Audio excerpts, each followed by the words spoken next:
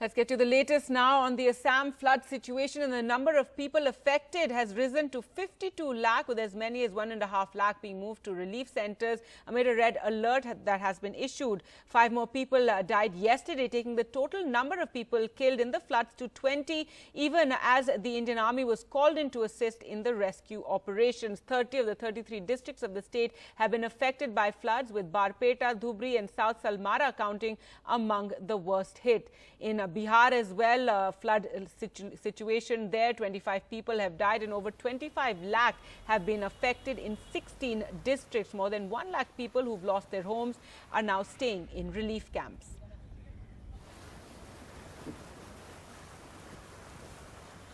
Now, Kaziranga National Park, that faces flooding every year, is facing one of its worst floodings, with 95% of the park submerged. But there you can see the heroes really of this flood situation. The field staff of Kaziranga, they're rescuing an endangered one-horned rhino calf. Remember, the animals do move to safety. They move up to higher ground when the park floods. And this time the Forest Department has also created platforms for the animals, but sometimes get stuck, and in that case the Forest Department comes in.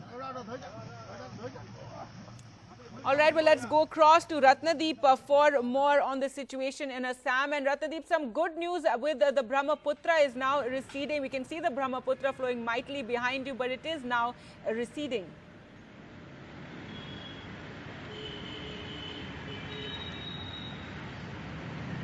The update from Guwahati is that the flood waters in Upper Assam, almost in all the districts, is receding, though very slowly. Also, the water level in the Brahmaputra in Upper Assam is receding, and in other rivers. So that's a good news. But the even bigger news is that there was a flood threat to Guwahati. Remember, yesterday the water level of the Brahmaputra reached second highest in last 15 years. So remember in 2004, massive floods in Assam, water did enter parts of Guwahati. So everybody was worried. But this morning, the Central Water Commission has released out data which shows that the water level in Brahmaputra in Guwahati is receding. So that's a good news. Also, what we are hearing is that in Upper Assam, the rains have weakened. This morning there's no rain in Guwahati. The sun has come out. So these are good indications. If this kind of situation prevails, then we will see the flood water receding. But the overall situation in Assam remains grim. More than 52 lakh people are affected. Nearly 2 lakh people have been moved to relief camps, and particularly in central Assam, in Morigaon district particularly, the situation remains as it was yesterday. And in lower Assam, in fact, we are hearing that more areas have got inundated. So now the flood fury is largely in lower Assam, in the districts of Barpeta, which has been the most hit. It is facing flood fury for the last 10 days. Dhubri as well as South Salmara, even in Dhubri, the border outposts of the BSF are under flood waters. In fact, the BSF personnel have to be moved to safety. We have played out visuals earlier as well. So the overall situation remains grim. But the good news is that the rains have weakened a bit, and water level, at least in parts of central Assam and entire Upper Assam, is receding slowly. So it seems that the flood should stabilize if there are no more rains. There is no rain alert as of now, but we have to watch out for the days to come. The situation still remains quite grim in Assam. All right, Ratnadeep, and behind you I can see that statue that's also been submerged. Tell us about it.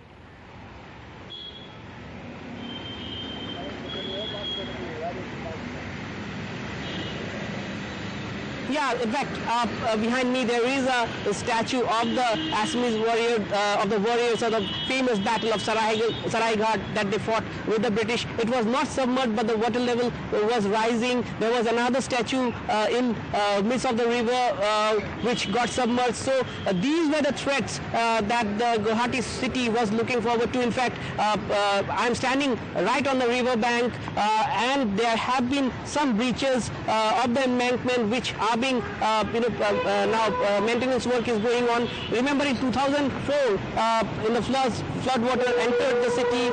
even in 2012 it was threatening. In fact, the flood water levels in Guwahati yesterday was higher rather the water level of the Brahmaputra in Guwahati was higher than it was in 2012, but this morning it has come down. So these floods, remember, are being compared to the 2012 floods in Assam and the 2004 floods in Assam, two very devastating floods in the last 2 decades. But one thing that we need to mention here is that look at even in Kaziranga, where 95% of the flood was flooded, at least 20 wild animals are dead.